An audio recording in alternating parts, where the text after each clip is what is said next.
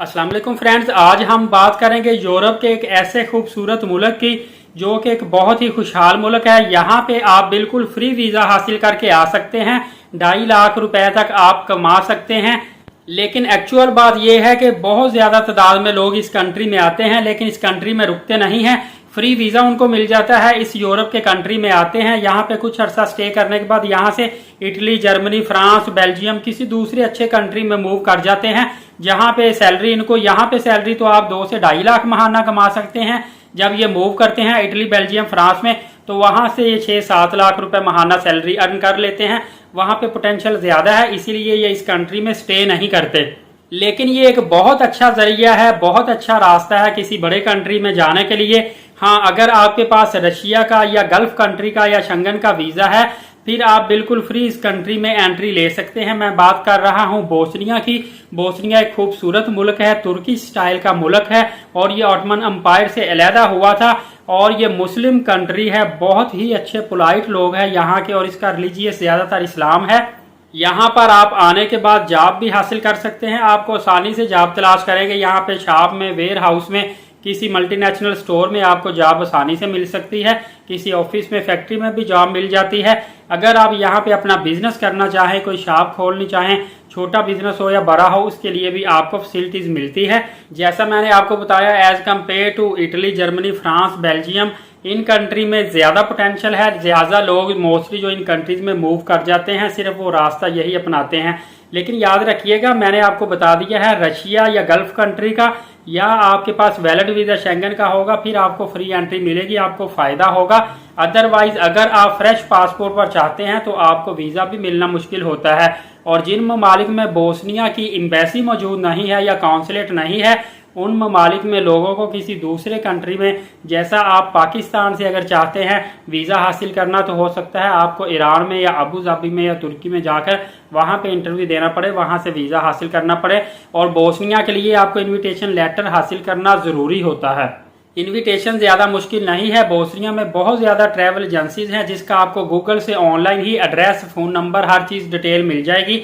आप चाहें तो आपका वो पूरा बोस्निया सिटी का और डिफरेंट दूसरे यूरोप के ममालिक का आपको टूर करवा सकते हैं। और इनविटेशन लेटर सिर्फ चाहते हैं तो वो भी आपको वो प्रोवाइड कर देंगे। उसके लिए इनकी थोड़ी सी फीस होती है। इसके अलावा आप पाकिस्तान या इंडिया में रहते हैं तो यहाँ पे जो भी ट्रैवल एजेंसीज कंपनीज हैं, इनके थ्रू भी आप इन्विटेशन लेटर हासिल कर सकते हैं।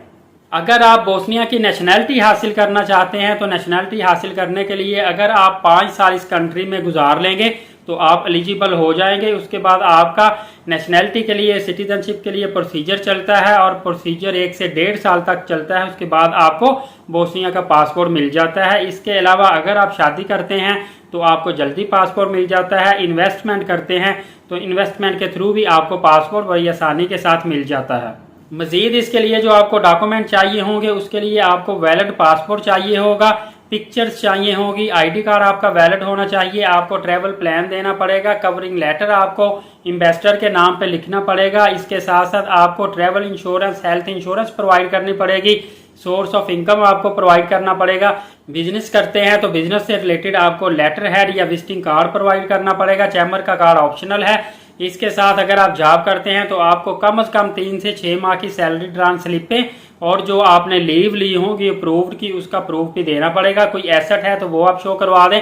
आपके पास लैंड है, कोई गाड़ी है, मोटरसाइकिल है, शॉप है, वो आपको साथ शो करवानी पड़ेगी। ट्रैवल हिस्ट्री दे दें आप। Hotel booking, flight reservation, FRC या MRC, पुलिस कैरेक्टर सर्टिफिकेट, जितने भी डॉक्यूमेंट हैं, तमाम डॉक्यूमेंट शेंगन कंट्री के लिए भी प्रोवाइड आपको करने पड़ते हैं, इस कंट्री के लिए भी होंगे।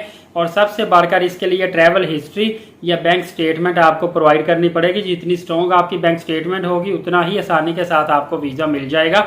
ये एक बाल्कन रीजन भी है। अगर आपके पास अमेरिका का वैलिड वीज़ा है तो आप इस कंट्री में वीज़ा फ्री एंट्री कर सकते हैं। इसके साथ साथ आप जितने भी बाल्कन रीजन हैं बोस्निया के साथ जो है, जिसमें आप कोसोवो कह लें, मोंटेनेग्रो होता है, अल्बानिया, सर्बिया, इन तमाम ममालिक में आप वीज़ा फ्री एंट्री कर सकते हैं। और यहाँ पे आपने अगर बजट ट्रैवल करना होता है तो आपको होटल की बजाय हॉस्टल की बुकिंग करवानी पड़ती है, क्योंकि हॉस्टल में शेयरिंग बेड होते हैं लेकिन बहुत ज़्यादा चीप आपको पड़ता है।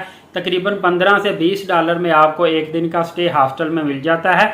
इसकी निस्बत अगर आप स्टे करना चाहेंगे किसी होटल में तो वहाँ पे आपको 50 से 60 डॉलर का, 30 डॉलर से लेकर 60 डॉलर का, इससे भी एक्सपेंसिव 100 डॉलर तक भी आपको होटल बुकिंग मिलती है। तो इस तरीके के साथ आप आसानी से एक अच्छे कंट्री में जा सकते हैं और वहाँ से आप मजीद शंगन कंट्री में मूव कर सकते हैं। उम्मीद है ये एक नई मालूमात थी, आपको काफ़ी फ़ायदा देगी। मजीद मालूमाती वीडियो देखने के लिए एलीट साकिब यूट्यूब चैनल को लाजमी सब्सक्राइब रखें, बेल नोटिफिकेशन को ऑल रखें ताकि जितनी भी लेटेस्ट मालूमात है, चाहे वो जॉब के हवाले से हो, वीज़ास के हवाले से हो, सबसे पहले आप तक पहुँच सके। मिलेंगे अगली वीडियो में, तब तक के लिए इजाज़त दीजिएगा। बहुत शुक्रिया, अल्लाह हाफिज़।